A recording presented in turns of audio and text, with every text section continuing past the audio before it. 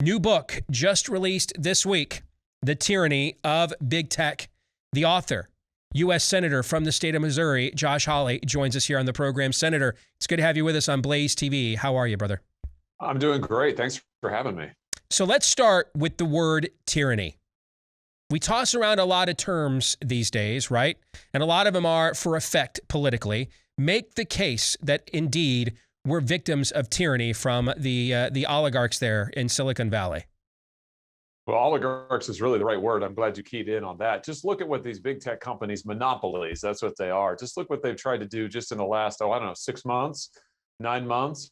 They've interfered in a presidential election by trying to suppress reporting about Hunter Biden and Joe Biden right in the thick of the presidential election. They got together, throttled down that New York Post story. Look what they did in January when they kicked the sitting president of the United States off of their platforms, deplatformed other conservatives and libertarians, and have generally tried to control and censor speech in this country for millions of Americans. It's crazy stuff. Their power is only getting more and more vast because their monopolies are only getting bigger. And I try to argue in the book that we've got to take them on. We've got to break up these monopolies. So when this issue, Josh, when it first emerged a couple of years ago, my initial conservative inclinations are, man, I really do not want government getting involved here. Okay. Because I erroneously thought that these things still existed in a free market.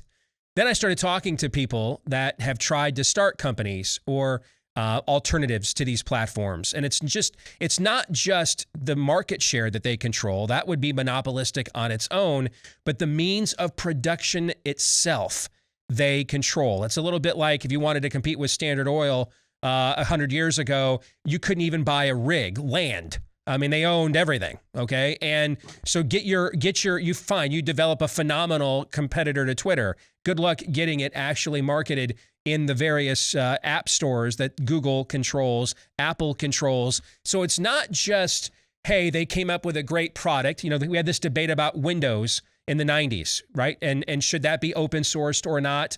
It's not just that they came up with a great product that just controls the marketplace. That would be a monopolistic debate in and of itself.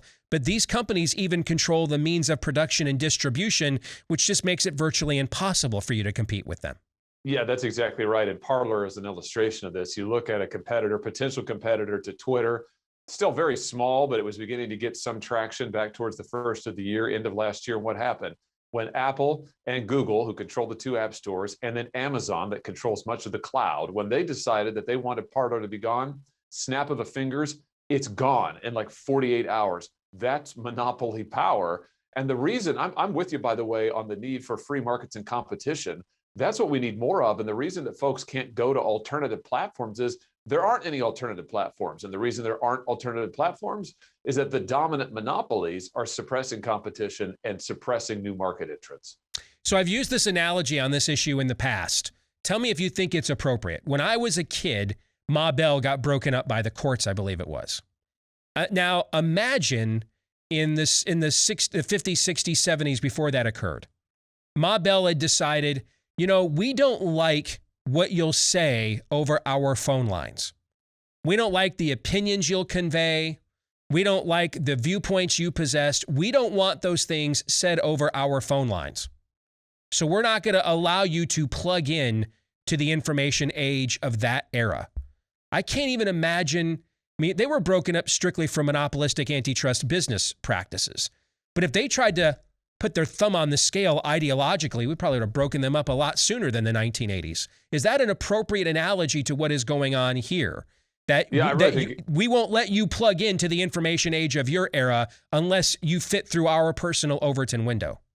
Yeah, I think it really is. And I think the control over information that these companies have, the big tech companies have, is something that's really unprecedented in our history. I mean, as you point out, the telephone companies at least never tried to control the flow of information or news, but the tech companies do. They control what we see. They control how news stories are written. You know, they famously forced journalists to rewrite stories, to change the way that the stories are constructed, to change how headlines are written, all of that stuff. The tech companies are now the major distribution channels for news in this country.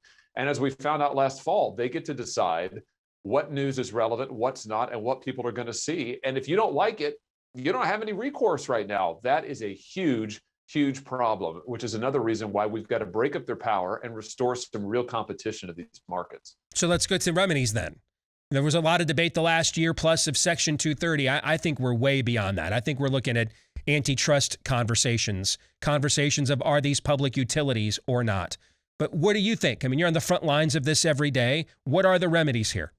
Yeah, I agree with you on Section 230. I mean, listen, what we can do under 230 is we can give individuals the right to sue if they are deplatformed and the platforms don't do this in good faith. You know, right now, the terms of service that Facebook, let's say, Google, Twitter, that they offer you, those aren't enforceable. If they violate those terms of service and they deplatform you for reasons that aren't in good faith, you can't do anything about it. I think we can and should give people the right to enforce those terms of service, make sure that these companies are acting in good faith. And the way to do that is take them to court. So we could do that, but I think we've got to do more than that. We've got to break them up. We've got to actually make sure that Amazon can't control all e-commerce in this country and control the cloud in this country. And make sure that Google can't control all search in this country and then also control fiber optics. I mean, we've got to break these companies up and restore some real competition. And the last thing I'd say is this: if none of that's possible, then we are going to have to treat them like utilities. We are going to have to treat them like common carriers. I think that would be my last choice. But if at the end of the day, the companies can't be broken up, we can't get enforcers to do it, we can't get the law changed to really address these current needs, then we're going to have to treat them like utilities and common carriers. I can't believe I'm going to say what I'm about to say, but this is how I've had to change with the times in which we live. I'm at the point now, I think we almost are better off trying to oppose big government than big business. Because these big business companies are mega global monoliths now, conglomerates now. I mean, how much can you really nosedive their share price, really, to truly inflict damage on them for putting their thumb on the scale when they've got so many customers in China, India, and and places all over the world waiting to take the American marketplace's place? And at least with big government, as terrible as it is, I can vote new people in that put in another group of bureaucrats that I prefer, that are closer to my alignment, my belief system. Have we gotten to the point now where big government might even be more directly accountable to the people than some of these monopolies we're discussing? Yeah, I think that's very possible, Steve. I mean, listen, our founders understood the situation. They were opposed to aristocracy and oligarchy in any form. And they understood that could happen in government. It could happen in society. And by the way, anytime you get concentrations of power, let's say in the economy, like in these monopolies, it will always become political power. Always. We saw this a century ago. You referenced Standard Oil, the railroads. What did they do when they became so powerful? They tried to start controlling politics. What is big tech trying to do? Control politics by using the power that they have amassed with the help of government in the marketplace. So my view is this: we have got to confront the monopoly powers of these companies. If we don't, they will run our government and they will run our society. And that is a danger to liberty. Monopoly and liberty do not go together. Finally, you mentioned Amazon. I know you had an issue with getting this book released with its original publisher. So a lot of people, with our most recent book on Anthony Fauci and his, shall we say, spotty record, a lot of people in our audience didn't want to buy the book from Amazon.com. Well, we didn't want to put it on Amazon.com. And then until I learned from my publisher that 83% of all books sold every day in America are via Amazon.com. There was just no way we were going to be able to mass distribute this to have the impact we wanted it to have without utilizing them. And when Tucker Carlson, who endorsed your book, had me on his show talking about Fauci and bargain, he said to me on the air, "I'm surprised they placed this book in their store." To which I responded, well, frankly, if I was as big a star as you, they probably wouldn't have. They'd have seen me, but they didn't see me coming. So I got to ambush them. And now that it got to #1 on their site, they're kind of screwed. They can't banish the #1 book. Then that's too obvious and it looks bad. But the fact that we're even having these kinds of conversations, Josh, stop and think about that. I mean, regardless of what you think about the government's vaccination effort or Johnson & Johnson, whether it should have been banned or not, if I go on my website and say, on my Twitter feed, and I would have said a month ago, hey, I've got postmenopausal women that are emailing me. They took the vaccine and they're getting menstrual cycles, just be aware of that. I'd have gotten banned for that. But then the government comes out and says, hey, we're going to pause the Johnson & Johnson vaccine. And suddenly it's okay to say these things. Regardless of your views on that particular issue, the premise of free speech is not government clears the brush for us to let us decide what we can say. But that's exactly what is going on right now in allegiance with these big tech companies. It is exactly what's going on. And the Democrats want to make that alliance even closer. You know, the Democrats want these companies to work hand in glove with the government. They want them to become a censorship arm of the government. If you listen to the Democrats when these company execs come up to Capitol Hill, what will you hear? You'll hear the Democrats saying, well, you need to censor more. You need to get tougher on disinformation. You need to get tougher on fake news. What they mean by that is viewpoints that they don't like. And here we see that alliance between big government and corporate monopoly. We've got to break that up. I mean, free speech is not going to be safe in this country if a corporate monopoly like Facebook, like Amazon, can decide what we can say, what we can read, who we can talk to. Finally, what do you say to people who are like, why didn't you guys do this? I know you've gotten this question a million times, so let me be the 1,000,001th person to ask. When you guys had total control of this process, political process in Washington a year ago, and they were already putting disclaimers and stuff on the president's messages during a re-election campaign, which was clearly a step of provocation to where they ultimately just outright banned him. When you guys had the majorities last year, why didn't you do anything about this? What would you say about that?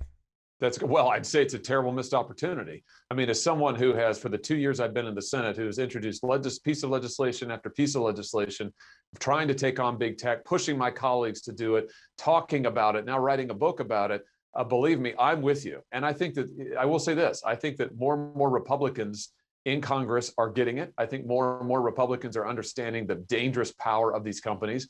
But let's not sugarcoat it. I mean, the last 2 years, the last 4 years were a missed opportunity for Republicans in Congress in this way, particularly when you had the President Trump, that is, focused on this in the last year and a half, where he was urging Congress to do something on this issue, and Congress did it. And I think it's a bad missed opportunity. And in some ways, we're paying for it now because the monopolies have only gotten stronger. But listen, the next best time to do something is right now. Mm-hmm. So we can't change the missed opportunities of the past, but we can start getting serious now when we need to. Name of the book, The Tyranny of Big Tech. Its author, U.S. Senator Josh Hawley. He's been our guest here today on Blaze TV. Josh, thank you for joining us today. Really appreciate it. Take care. Thanks for having me. You bet.